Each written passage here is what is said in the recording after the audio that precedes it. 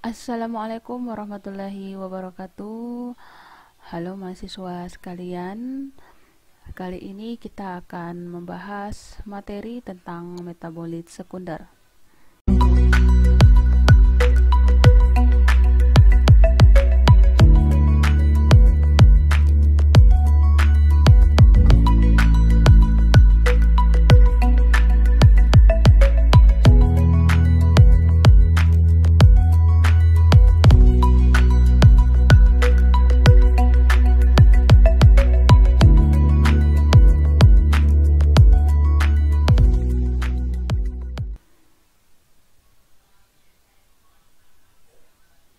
Oke, yang pertama terkait dengan metabolisme. Jadi, metabolisme itu merupakan modifikasi senyawa kimia secara biokimia di dalam organisme dan sel. Sedangkan metabolisme itu mencakup sintesis ya. Jadi untuk metabolisme itu terdiri dari sintesis dan penguraian, di mana sintesis biasa kita sebut dengan reaksi anabolisme, dan untuk penguraian biasa kita sebut dengan reaksi katabolisme molekul-molekul organik kompleks. Ya, jadi ada yang sifatnya penguraian ya, dari molekul kompleks menjadi molekul yang sederhana. Juga ada yang sintesis atau anabolisme, yaitu dari molekul sederhana menjadi senyawa yang lebih kompleks. Nah, metabolisme ini biasanya terdiri atas tahapan-tahapan yang melibatkan enzim yang dikenal pula sebagai jalur metabolisme ya. Jadi seluruh proses metabolisme yang terjadi di dalam tanaman itu ya, tidak hanya pada tanaman, pada hewan dan makhluk hidup lainnya, itu mostly itu melibatkan yang namanya enzim. Nah, apa yang dimaksud dengan metabolisme total? Nah, metabolisme total ini merupakan semua proses biokimia di dalam organisme ya. Nah, di mana metabolisme sel ini mencakup semua proses kimia di dalam sel, dan tanpa metabolisme makhluk hidup tidak dapat bertahan hidup. Ya, jadi udara yang masuk ya, oksigen yang masuk, kemudian makanan dan minuman yang masuk, itu semua akan diurai ya oleh enzim-enzim yang bertugas di dalamnya, yaitu baik misalnya di saluran pencernaan ya. Nah, kemudian akan terbentuk energi misalnya dari makanan yang kita makan itu ya. Itu semua merupakan proses metabolisme yang merupakan proses-proses kimiawi yang terjadi di dalam tubuh tanpa kita sadari ya. Dan produk metabolisme itu disebut dengan metabolit ya. Jadi produk metabolisme disebut dengan metabolit ya, berupa energi ya. Kalau glukosa, nah itu semua adalah metabolit ya. Nah, kalau di dalam tumbuhan beda lagi ya. Mereka dalam tumbuhan itu akan menghasilkan dua jenis metabolit, yaitu metabolit sekunder dan metabolit primer. Nah, ada lagi istilah metabolomika, yaitu cabang biologi yang mempelajari komposisi metabolit secara keseluruhan pada suatu tahap perkembangan atau pada suatu bagian tubuh. Nah, ini adalah produk metabolisme ya. Jadi untuk produk metabolisme, urutan terjadinya itu yang pertama akan terbentuk itu adalah metabolit primer, baru kemudian akan terbentuk metabolit sekunder. Nah, setelah terbentuk keduanya, yaitu primer dan sekunder, maka akan terbentuk yang namanya metabolit intermediate. Nah, kemudian efek yang dihasilkan atau efek yang timbul ya untuk metabolit primer itu adalah zat aktif secara farmasetika ya. Artinya seperti yang kita ketahui bahwa yang dihasilkan dalam zat-zat metabolit primer itu seperti golongan-golongan polisakarida ya, kemudian protein, kemudian lemak-lemak. Nah, itu biasa digunakan untuk bahan-bahan tambahan yang digunakan dalam formulasi atau farmasetika seperti itu. Nah, berbeda dengan metabolit sekunder dan metabolit intermediate.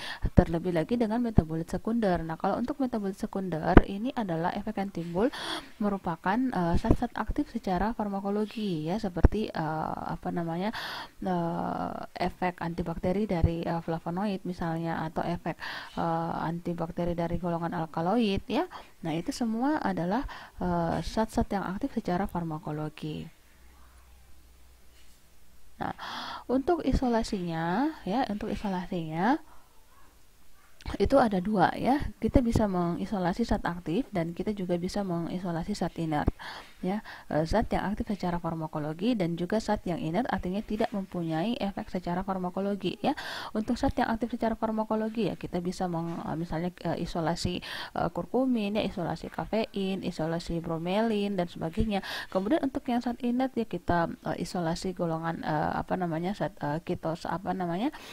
kitinnya, kemudian karbohidratnya ya, golongan-golongan karbohidratnya, kemudian golongan-golongan protein dan sebagainya.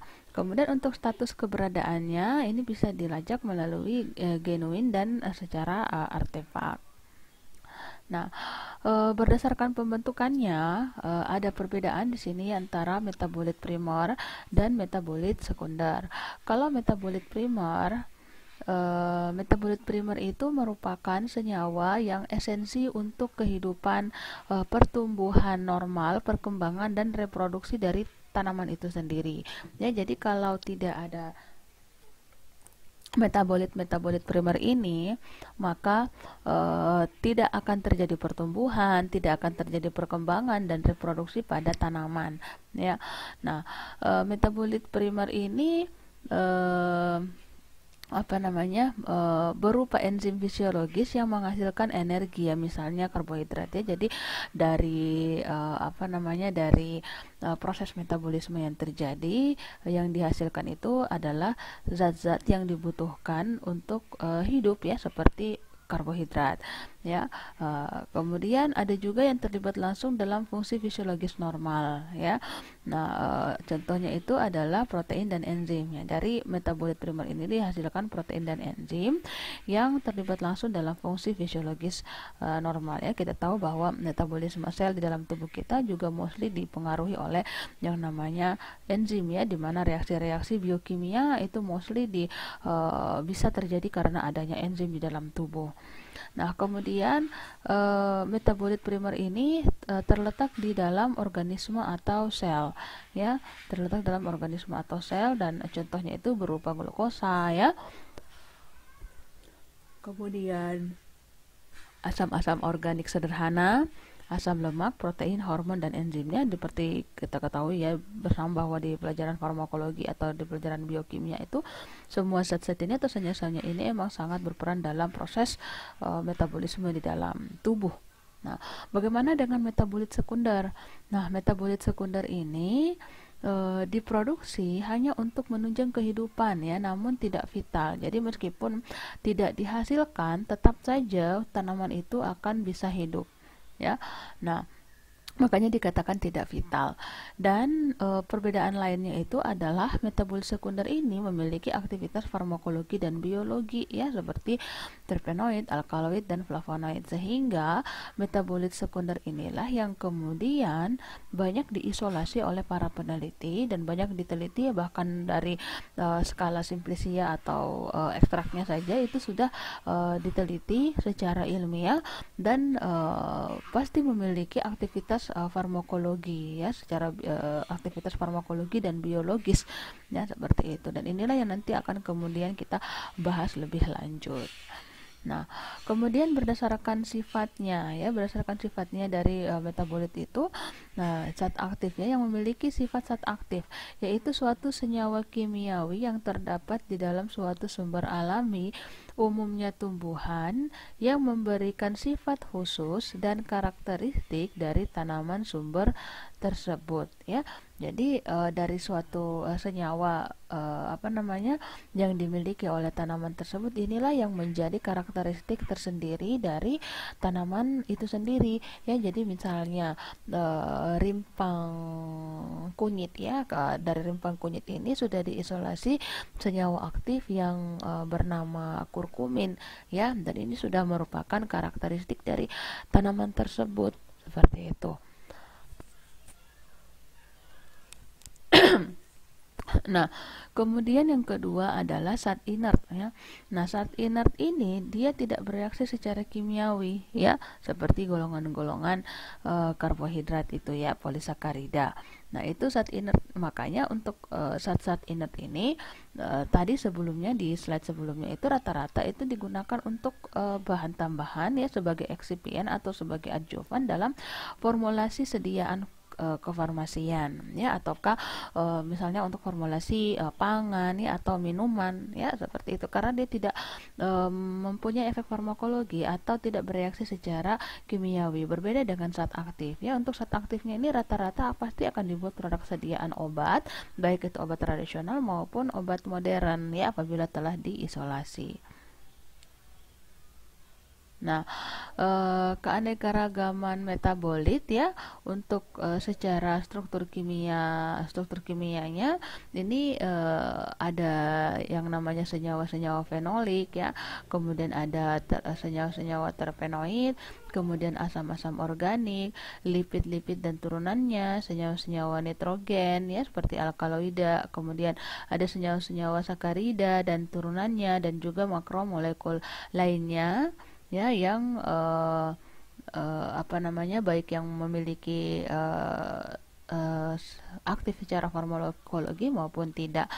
Sedangkan untuk dari jalur biosintesisnya metabolit yang dibentuk itu adalah metabolit sekunder yang dibentuk itu melalui jalur-jalur biosintesis 4 ini ya. Bisa melalui jalur asam asetat malonat, bisa melalui jalur asam mevalonat, bisa juga melalui jalur asam sikimat, dan melalui jalur asam amino ya. Nah, kemudian secara rasa ya atau sensorik, ada yang rasanya pahit ya, ada yang rasanya manis, ada yang rasanya pedas, dan ada rasanya kelat. Dan secara sifat fisika kimia ada yang sifatnya volatil, ada yang sifatnya asam sampai basa ya, asam baik itu asam ataupun basa, dan juga bentuknya ada yang berbentuk kristal dan juga ada yang berbentuk minyak. Nah, kita masuk ke biosintesis metabolit sekunder tadi ya. Jadi bagaimana ceritanya metabolit-metabolit sekunder itu bisa terbentuk ya. Dan tadi sudah dijelaskan di slide sebelumnya, itu melalui 4 jalur ya. Tetapi tidak semua metabolit sekunder itu melalui 4 jalur itu. Ada yang hanya melalui 1 jalur, ataukah 2 jalur atau 3 jalur, seperti itu ya. Nah, kita masuk ke penjelasannya. Nah, metabolit sekunder itu dibentuk melalui jalur sintesis termodifikasi dari metabolit primer ya, atau dibagi substrat yang berasal dari metabolit primer ya. Jadi sebenarnya metabolit sekunder itu terbentuk ya setelah metabolit primer itu terbentuk ya. Jadi metabolit sekunder itu mulai melakukan proses terbentuknya setelah adanya metabolit primer ya, karena metabolit sekunder sendiri itu terbentuk melalui jalur sintesis yang termodifikasi dari metabolit primer. Jadi harus ada dulu metabolit primernya, baru terjadi proses modifikasi di situ, barulah mulai terbentuk jalur-jalur terbentuknya metabolit sekunder. Nah, kemudian biosintesis metabolit sekunder sangat beragam ya, tergantung dari golongan senyawa yang bersangkutan ya. Jadi tidak hanya bisa saja melalui 2 jalur atau melalui 3 jalur sintesis ya, tidak hanya melalui 1 jalur. Nah, jalur yang biasanya dilalui dalam pembentukan metabolit sekunder itu ada 3 jalur ya. Nah, ini kalian harus pahami baik-baik dan harus diingat 3 jalur ini, yaitu jalur asam asetat ya, jalur asam sikimat, dan jalur asam mevalonat. Ya. Ya. Ini adalah jalur umum ya, jalur umum dalam pembentukan metabolit sekunder. Ya, kalian bisa lihat di sini dari fase fotosintesis ya, terbentuk glukosa ya, kemudian ada terbentuk pirufat. Nah, ini adalah jalur glikolisis ya. Nah, dari glukosa ini di sini bisa terbentuk yang namanya glikosida ya, oligosakarida, polisakarida, sislitol dan poliol.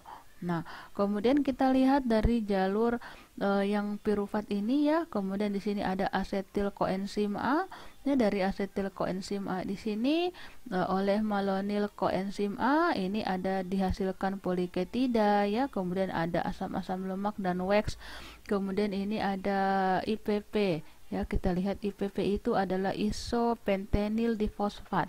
Nah, dari ketiga ini dari isopentenyl difosfat ini bisa menghasilkan metabolit sekunder C10 monoterpen, C15 sesquiterpen, C20 diterpen ya, C27 steroid akan dihasilkan saponin, kukurbitasin dan alkaloid terpenoid. Kemudian dari poliketida ini bisa menghasilkan antraquinon ya, naptoquinon, fenol, flavonoid dan konium alkaloid. Nah, kemudian kita lihat lagi di sini ya, dari asetil koenzim A. Di sini ada jalur Krebs ya, siklus Krebs ya, pada sintesis karbohidrat itu ada yang namanya siklus Krebs ya.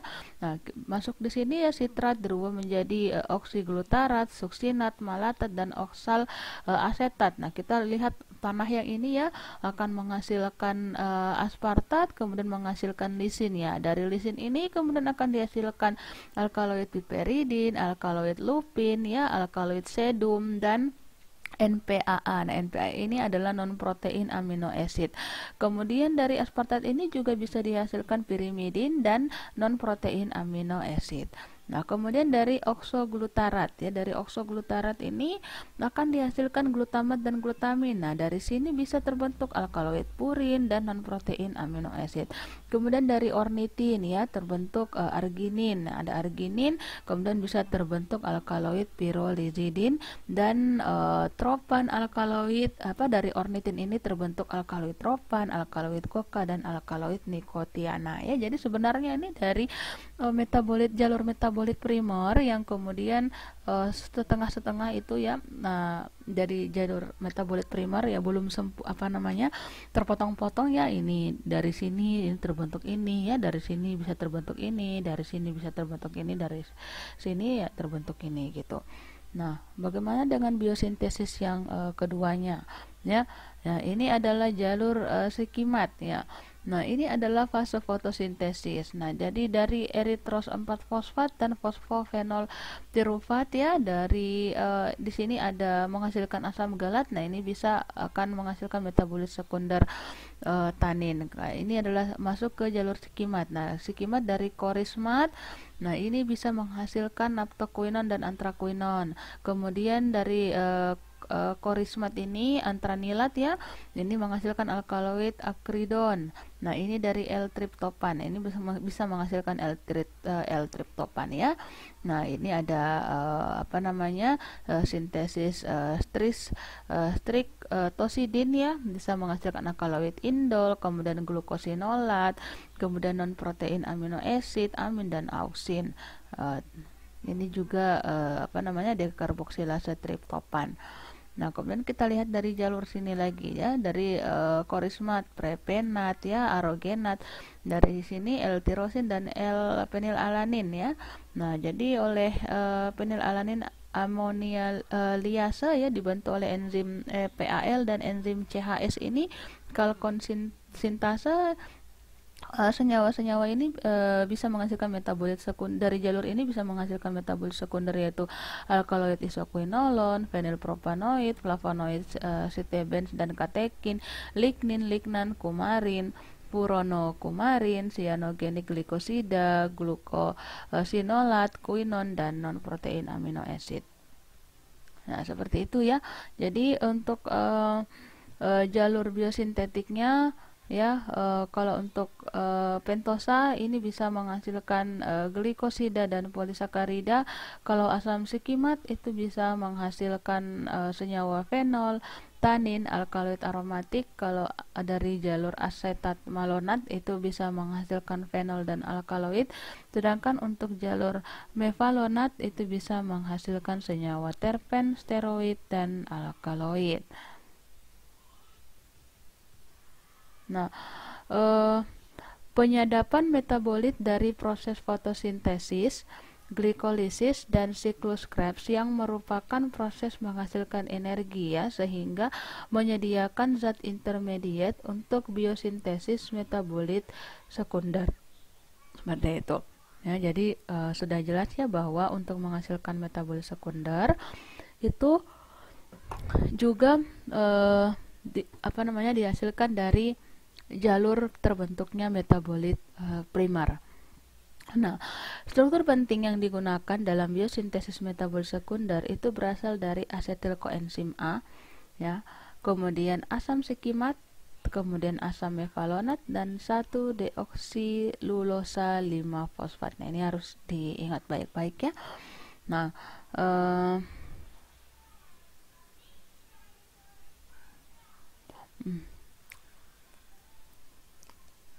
kalau ini adalah biosintesis secara kompartemen di dalam tanamannya, ini adalah vakuola. Nah, di dalam vakuola ini akan jadi senyawa-senyawa metabolit. Senyawa-senyawa metabolit sekunder itu nanti terletak di dalam vakuola ini ya. Nanti ada alkaloid ya, NPAA, cyanogen dan lain sebagainya, flavonoid, cardenolid dan gula-gula. Nah, itu semua ada di dalam sini ya. Nah, kalau untuk kloroplas yang ini bisa ada beberapa alkaloid juga seperti konin, koinolizidin, kafein, dan beberapa terpen. Nah, kalau di mitokondria juga ada konium, ada alkaloid ya. Kalau di vesikel ada beberapa alkaloid. Di retikulum endoplasma terkandung senyawa-senyawa yang sifatnya lipofilik, dan dalam sitosol ada senyawa-senyawa yang sifatnya hidrofilik ya. Untuk kepanjangan-kepanjangan ini nanti kalian bisa lihat di ininya ya, di keterangan di gambar ini. Oke. Nah, ini tadi ya storage compartment for hydrophilic and lipophilic compound ya. Jadi tempat penyimpanan ya dari senyawa-senyawa yang sifatnya hidrofilik dan lipofilik. Nah, ini untuk hidrofilik storage hidrofilik senyawa metabolit yang sifatnya hidrofilik. Kalau yang ini senyawa metabolit yang sifatnya lipofilik ya. Hidrofilik itu suka air, lipofilik itu suka minyak ya. Artinya bersifat polar. Ini adalah yang bersifat non polar. Bisa dilihat dalam vakuola ya, ada beberapa alkaloid, NPAA, saponin, glikosida, flavonoid, antosianin, tanin, cyanogen, glukosinolat, dan amina. Kemudian ada di dalam lattice itu beberapa alkaloid ya, seperti alkaloid pada lobelia, papaver, selidonium, dan ada cyanogen, NPAA, kardiak glikosida. Kemudian di dalam apoplas atau dinding sel itu ada tanin ya. Kemudian untuk senyawa yang bersifat nonpolar atau yang menyukai minyak atau lipofilik itu di dalam kutikula itu ada wax ya. Kemudian flavonoid yang sifatnya lipofilik, kemudian ada terpenoid. Kemudian di dalam trikoma ya, trikoma itu bulu-bulu halus yang biasanya terdapat di permukaan daun ya, batang seperti itu. Nah, ini adalah monoterpen, ada sesuketerpen, dan ada quinon. Kemudian ada resin ya, di dalamnya ada terpenoid C10, C15, C20, dan C30, dan kemudian juga ada flavonoid yang sifatnya lipofilik. Kemudian laticifer ya, ada politerpen, kemudian diterpen, lipofilik, flavonoid, dan quinon. Kemudian di sel-sel berminyak ada antraquinon, kemudian naptodiantron ya, dan terpenoid, dan di dalam membran plastid ada ubiquinon dan tetraterpen. Nah, apa karakteristik umum dan peranan dari metabolit sekunder itu? Nah, karakteristik umum dari metabolit sekunder itu adalah bekerja sebagai pertahanan tanaman terhadap ancaman dari lingkungan maupun dari spesies lainnya.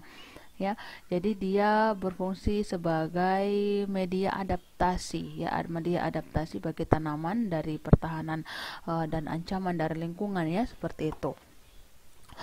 Kemudian tumbuhan telah berevolusi untuk beradaptasi lingkungan dengan pengkodean genetik dan beragam enzim yang bermanfaat untuk biosintesis metabolit sekunder ya.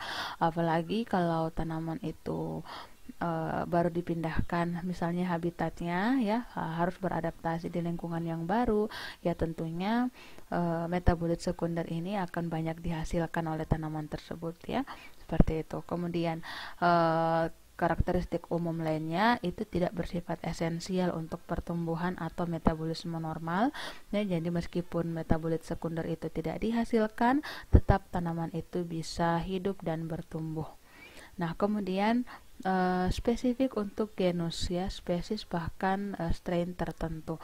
Ya, jadi misalnya metabolit sekunder itu akan menjadi suatu karakteristik khusus bagi suatu genus ya, atau spesies atau strain tertentu dari tanaman tersebut. Ya, misalnya nih kandungan fukoidan dalam alga coklat ya, rata-rata atau mostly alga coklat itu pasti mengandung fukoidan ya. Alga coklat itu kan banyak famili ya, banyak genusnya, banyak genusnya banyak, spesiesnya banyak ya.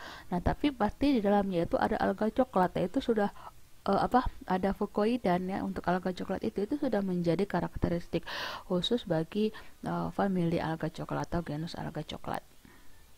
Nah, apa peranannya dalam tanaman ya? Yang pertama adalah perlawanan terhadap fungi ya, amuba, tanaman serangga dan hewan. Ya, jadi wajarlah ketika kita melakukan suatu penelitian anti fungi, anti bakteri terhadap kandungan flavonoid, misalnya terhadap kandungan alkaloid suatu tanaman, itu mempunyai hasil ya, karena memang mereka menggunakan senyawa-senyawa sekunder itu untuk pertahanan terhadap mikroorganisme yang lain untuk tetap bertahan hidup. Kemudian ada juga sebagai agen transport metal, kemudian agen untuk bersimbiosis ya dengan tanaman yang lain. Kemudian digunakan untuk hormon reproduksi. Kemudian juga digunakan untuk agen komunikasi antar organisme, dan juga digunakan untuk efektor diferensiasi ya, atau sporulasi dan germinasi spora ya.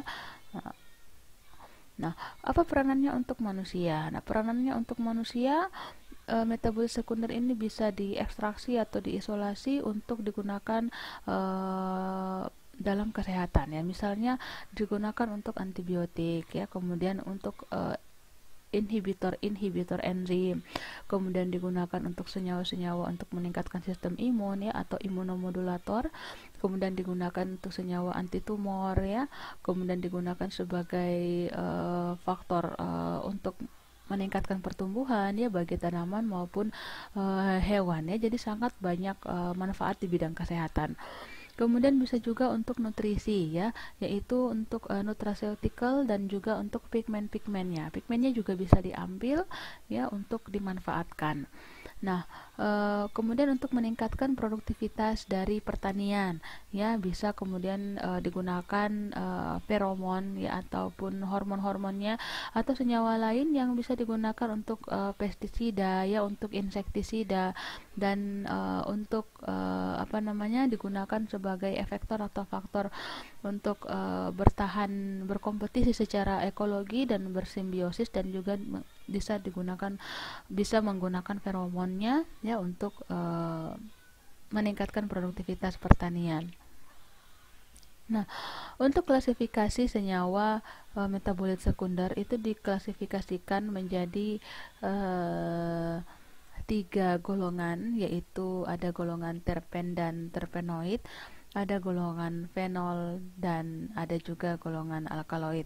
Nah, untuk pembahasan lebih lanjut dari klasifikasi ini nanti kita akan bahas di pertemuan berikutnya. Jadi untuk saat ini saya akhiri dulu ya untuk materi metabolit sekunder. Saya harap bisa dimengerti dengan baik, dan saya akhiri dengan ucapan Assalamualaikum warahmatullahi wabarakatuh.